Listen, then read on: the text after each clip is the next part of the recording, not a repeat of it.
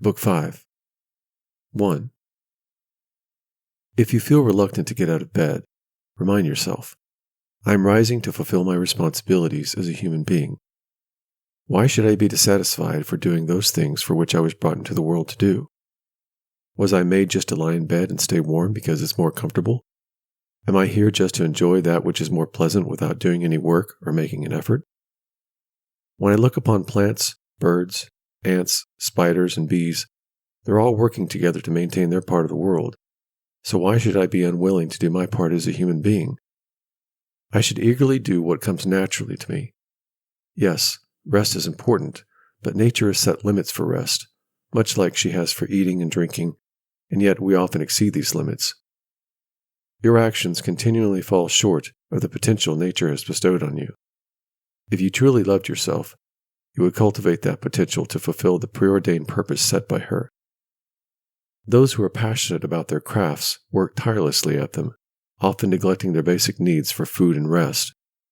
These people, driven by strong affection for their pursuits, often choose perfecting their life's purpose over their need to eat or sleep. But you seem to value your own nature less. Why do I put forth less effort toward actions that benefit society? 2. How easy it is to avoid troublesome thoughts and find peace. 3. Judge every word and action that is aligned with nature to be right for you. Don't be swayed by the criticism of others, for if something is good to do or say, it is not beneath you. The conduct of others is a manifestation of their beliefs and should not concern you. Follow your nature and the universal nature, for they are both one and the same. 4. I go through life accepting that which occurs according to nature until I shall fall and rest, breathing out my final breath. Returning to the earth my father and mother farmed, and from that which my nurse collected the milk that nourished me. This same earth has nourished me with food and drink, allowing me to walk on it for countless purposes. 5. You think people may not admire you for your intelligence, but you have a natural inclination toward many other qualities that should be shown when it is in your power to do so, such as sincerity, seriousness, hard work, temperance, contentment with what you have, kindness, honesty, simplicity, and freedom from triviality and vanity. Don't you see how many virtues you could uphold for which there is no excuse for natural inability, and yet you choose to fall short? Are you forced by nature to complain, be stingy, flatter, criticize your body, seek approval, show off, and be restless? No, certainly not. You could have freed yourself from these things long ago. Even if you are naturally slow or dull, you must work on improving yourself, not ignore or valorize your shortcomings to take pleasure in them. 6. One man, when he does a favor, will keep a record of it, with an expectation of being rewarded. Another man won't openly seek a return, but still thinks of the other person as being indebted to him, keeping track of what he has done. A third man doesn't even think about what he's done. He is like a vine that has produced grapes and seeks nothing more once it has yielded its fruit.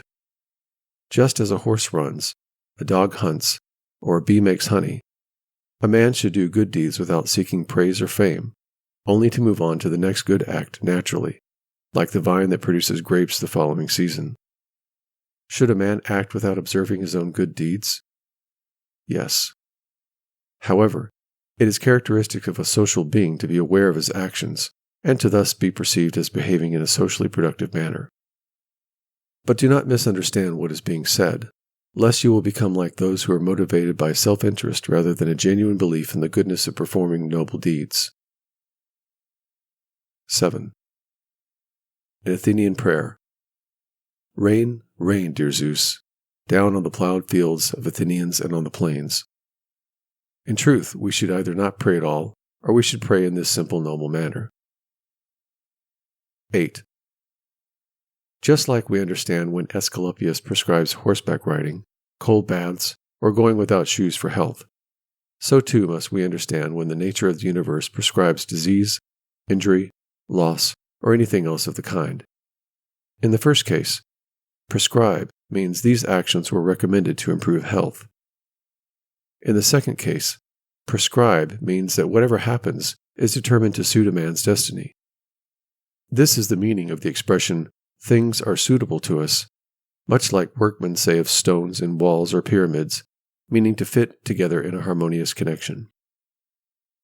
Just like the universe is composed of all matter to form a cohesive whole, the concept of destiny is formed by the sum of all existing cause and effect. Even those who do not understand destiny cannot help but acknowledge its existence when they say something has been brought about by fate. Just as we accept unpleasant remedies prescribed by Asclepius for the sake of health, so too should we view the fulfillment of what nature deems good as essential for our spiritual well-being. Accept everything that happens, including those things that are unpleasant, because it is necessary to the health and well-being of the universe. For the universe would not bring anything upon anyone if it weren't beneficial for the whole. The nature of anything does not cause anything that is not suitable to the system that directed it. There are two reasons to be content with what happens to you. First, because it was done for you and prescribed to you according to your destiny from the very beginning. Second, that which happens to the person contributes to the felicity, perfection, and continuity of the universe. The whole universe is harmed if anything is cut off from the connection and the continuity of its parts and origins. When you are dissatisfied and try to reject what happens, you are, in effect, trying to disrupt this harmony. 9. Don't be disgusted, discouraged, or dissatisfied if you don't succeed in doing everything according to the right principles. When you fail, return to the right path and be content if most of what you do is consistent with human nature. Love the principles you return to, and do not treat philosophy as a strict teacher, but rather as a remedy to a wound, something that can soothe and heal you from the existential and material vicissitudes of life. This way, you will not fail to follow reason and find peace in it. Remember that philosophy requires only what your nature as a rational being requires. Desiring something else might not be according to nature, and herein someone may object and ask, but isn't what I'm doing right now more enjoyable? Consider other qualities like magnanimity, freedom, simplicity, equanimity, and piety aren't more fulfilling. But what could be more satisfying than wisdom itself, especially when you think of the security and happiness that comes from understanding and knowledge? Do not let your love of pleasure lead you astray from cultivating those qualities through the ardent study of philosophy. 10. Things are so complex and obscure that many philosophers, not just the common ones, have found them completely unintelligible. Our opinions and beliefs are always changing, for where is the man who never changes his mind? So, focus your thoughts on the things themselves and consider how short-lived and insignificant they are. Then, think about the behavior of the people around you. It's hard to tolerate even the most agreeable people, let alone yourself. In such darkness, filth, and constant change, I cannot discern what is truly worth value or serious pursuit. Instead, it's a man's duty to find comfort in himself and to wait for his natural end without being upset by the delay. Rest in these principles. First, that nothing will happen to me that is not aligned with the nature of the universe, and, second, that it is within my power to never act against my divine spirit, irrespective of the conduct of others. 11. How am I employing my soul? On every occasion, I must ask myself this question and examine what I have in this part of me that is called the ruling principle. Whose soul do I have now? That of a child, a young man, a weak person, a tyrant, a domestic animal, or a wild beast? 12. We can understand what most people consider to be good by looking at this. If someone truly believed that qualities like prudence, temperance, justice, and fortitude were good, they could not tolerate hearing anything that was incongruent with these virtues.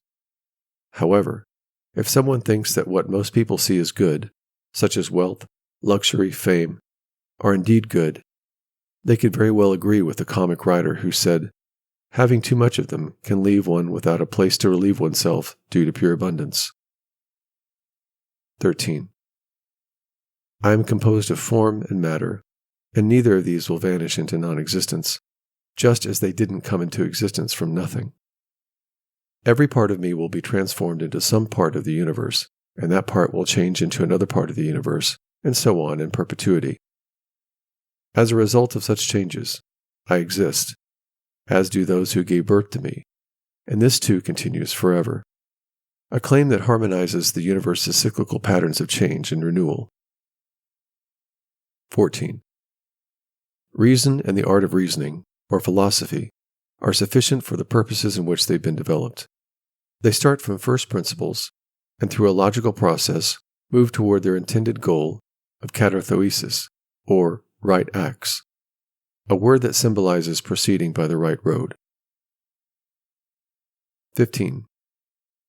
Material objects should not be called belongings, because they do not belong to us by nature.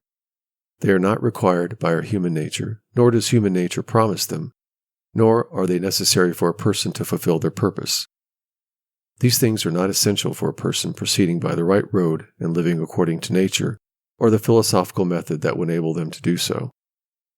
What is truly good helps us toward this goal.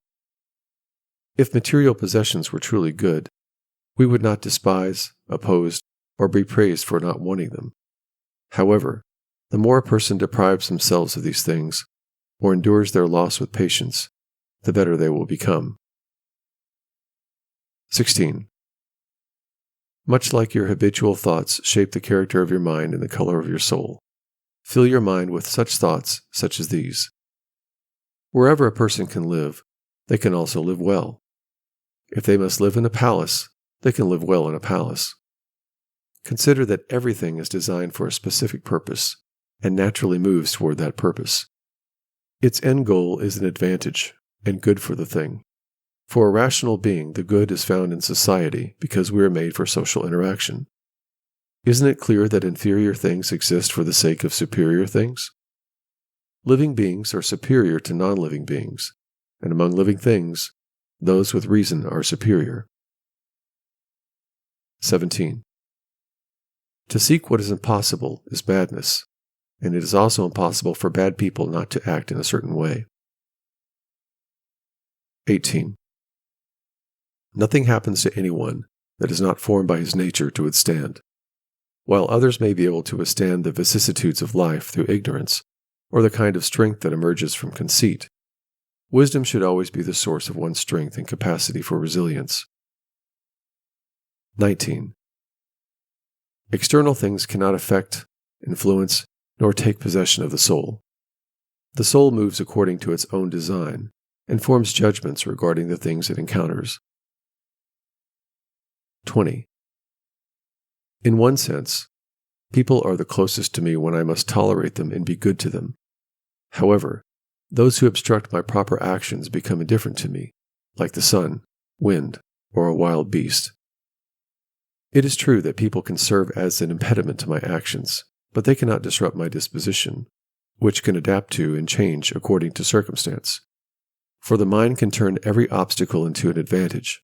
Thus, what seems like a hindrance becomes a benefit that serves us on our path. 21. Respect what is best in the universe, and respect what is best in yourself, for it is of the same principle. 22. That which does no harm to the state does no harm to the individual citizen. Whenever something appears harmful, apply this rule. If the state is not harmed by it, then neither am I harmed. But if the state is harmed, do not be angry with the person causing the harm. Instead, show them where they are wrong. 23. Often reflect on the rapidity with which things pass by and disappear. Substance is like a river in constant flow. The activities are always changing, which causes working in infinite variations, for almost nothing remains still. Consider the boundless abyss of the past and the future in which all things disappear. How foolish it is to be proud or troubled by these things only to make yourself miserable, for these things only bother us for a brief moment in time. 24. Think of the universal substance of which you have a small portion, of universal time in which you have been given a short and indivisible interval and of destiny, of which you are a small part. 25. Did someone wrong me? Let their misdeeds become the object of their focus. They have their own character and actions. I have what the universal nature wills for me, and I do what my nature wills me to do. 26. Let the part of your soul that leads and governs remain undisturbed by changes in the body. When sensations of pleasure or pain rise to the mind due to the natural connection within a unified body, do not resist it, for it is natural. Simply do not let the ruling part of your mind unite with the sensation of the body, and in so doing, add the opinion that is either good or bad. 27. Live with the gods. A person lives with the gods by constantly showing them the soul is satisfied with what is assigned to them, that it does all the divine spirit wishes which Zeus has given every man and his guardian and the guide, the same guardian that is foundation to everyone's reasoning faculty and understanding. 28. Are you angry with someone whose armpits stink or whose mouth smells bad? What good will your anger do you? That person has those armpits and that mouth, so it is natural for such odors to emanate from them. But you might say, he has reason and can discover where he offends if he makes an effort. And I say, you too have reason. Use your rational faculty to stimulate his own. Show him his error and advise him. If he listens, you will help him, and there is no need for anger. 29. Just as you intend to live as a spirit after death, so too do you have the power to live here in the flesh. If others do not permit you, then leave life as if you were suffering no harm. For if the house is burning, I will leave it. Why should this be any trouble? But if nothing forces me out, I remain free, and no one can stop me from doing what I choose. And what I choose to do is in accordance with the nature of a rational and social being. 30. The intelligence of the universe is social. Insofar, human society, with its emphasis on social connections and cooperative behavior, reflects the larger, intelligent structure of the universe of which you are a part. Accordingly, it has created inferior things for the sake of the superior, and it has made the superior things fit well with one another. You see how it has subordinated, coordinated, and assigned everything to its proper place, bringing the best things into harmony with each other. 31. How have you behaved so far toward the gods, your parents, siblings, children, teachers, caregivers, friends, relatives, and servants? Consider if you have treated them all in such a way that this could be said of you. Never has he wronged a man in deed or word. Reflect on how many things that you have gone through and endured, how your life story is now complete and your service is ended. Think about the many beautiful things you have seen, the many pleasure and pains you have experienced, the so-called honorable things that you have rejected, and the kindness that you have shown to many ill-intentioned people. 32. Why do unskilled and ignorant souls disturb one who possesses skill and knowledge? What kind of a soul has skill and knowledge? It is the one that understands beginning and end, and knows the reason that permeates all substance and governs the universe in cycles. 33. Soon, very soon, you will be ashes, or a skeleton, and if your name is to be remembered, it is but sound and echo. The things that are highly valued in life are empty, rotten, and trivial, like dogs biting each other, or little children quarreling, laughing, and then immediately weeping. But fidelity, modesty, justice, and truth have fled. Up to Olympus from the widespread earth. Hesiod, Works, verse 197. What then still keeps you here? If the objects of sense are easily changed, the organs of perception are dull and susceptible to false impressions, and the poor soul itself merely an exhalation from blood, then having a good reputation in such a world is an empty thing. Why then do you not wait in tranquility for your end, whether it is extinction or transition to another state? Until that time comes, what is sufficient? Why, nothing else but to venerate the gods and bless them, to do good to others, to practice tolerance and self-restraint, and as for everything beyond the limits of poor flesh and breath, to remember that it is neither yours nor within your power. 34. You can live a life of steady happiness if you follow the right path and think and act justly. These two things are common to the soul of Zeus, the soul of man, and the soul of every rational being, and to hold goodness to consist in the disposition to justice and the practicing of it, letting your desires find fulfillment in this. 35. If something is neither my own wrongdoing, nor a result of my own wrongdoing, and it does not harm the common good, why should I be troubled by it? 36. Do not be swept away thoughtlessly by the appearance of things. Instead, help everyone according to your ability and their suitability. If they have experienced loss in matters that are indifferent, do not consider this a harm, for this is a bad habit.